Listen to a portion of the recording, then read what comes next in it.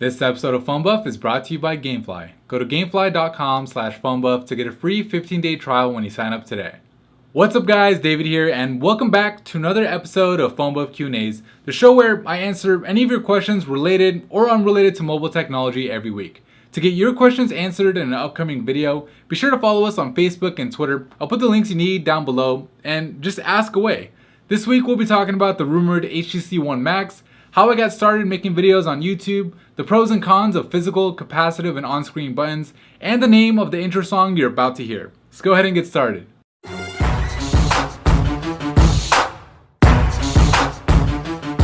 Diego asks, what do you think about the HTC One Max rumors, and do you think it'll be better than the Note 3?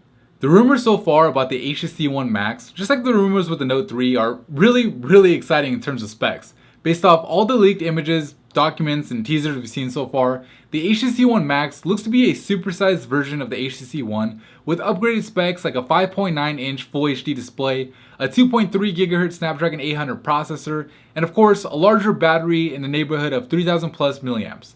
Whether or not the HTC One Max will be better than the Note 3 will really come down to personal preference, just like with the Galaxy S4 versus the HTC One. But either way, expect to see 25 plus reasons why each is better than the other. Janine Johnston asks, how did you get started making YouTube videos about cool tech? I think the best way I could answer that is just to tell you about the path that led me to it. So it started with me getting my first smartphone, which just made me fall deeply in love with mobile technology. I mean, I always loved technology in general, but it wasn't until I got that first smartphone, naturally, that I really got into mobile tech. Anyways, I was spending so much time researching smartphones, modding them, and talking about them that it only seemed natural for me to get a job where I get paid in the process, which at first was for one of the 4 major carriers here in the US, where I worked for about 2 years. After that, I started my own cell phone accessory business, and in the process of launching that, I thought I might as well make a blog and post videos on YouTube so I could later use it to refer people back to my accessory business. But after launching phonebuff.com and making a few videos, I realized that I just really love doing it, so I decided to stick with it, and thanks to all you guys' support, now I'm able to actually do it for a living. So thank you for your support, and I hope this answers your question. Jason asks, do you think the HTC One is still relevant today, or should we wait until the next successor from the company? Oh, absolutely, the HTC One is still relevant today. With all those high-end specs and some of those innovative features like boom sound, I don't really see any reason to wait for the One's successor. HTC isn't even close to done with the One, and in fact it's still rolling out to some carriers here in the US, so I'd say if you're due for a new phone and you like the HTC One, then I'd go for it.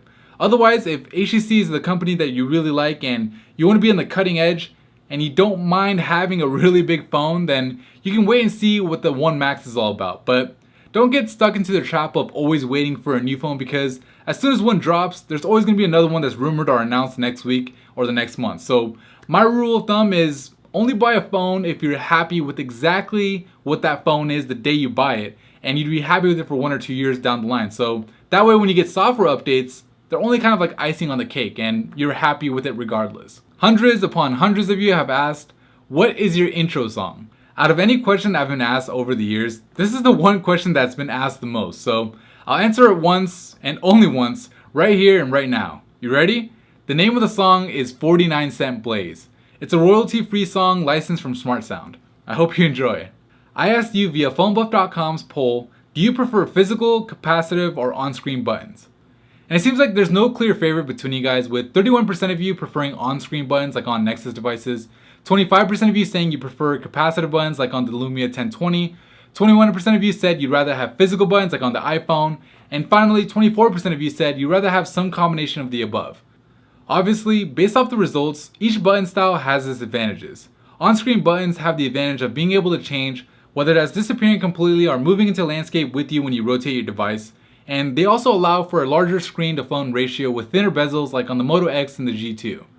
Physical buttons like on the iPhone let you turn your screen on without having to reach for the power button, and it's usually easier to find when you're not looking at your phone because, well, you can physically feel them. Capacitive buttons aren't as prone to damage as physical buttons are, and of course, having a combination of physical and capacitive buttons kind of give you the best of both worlds. But in my opinion, I think the best layout, which doesn't really exist right now, would be on-screen buttons with the swipe up feature or swipe to turn the screen on feature on the BlackBerry Z10. That to me, on an Android or even a Windows phone, would be absolutely awesome. But then again, that's just my opinion.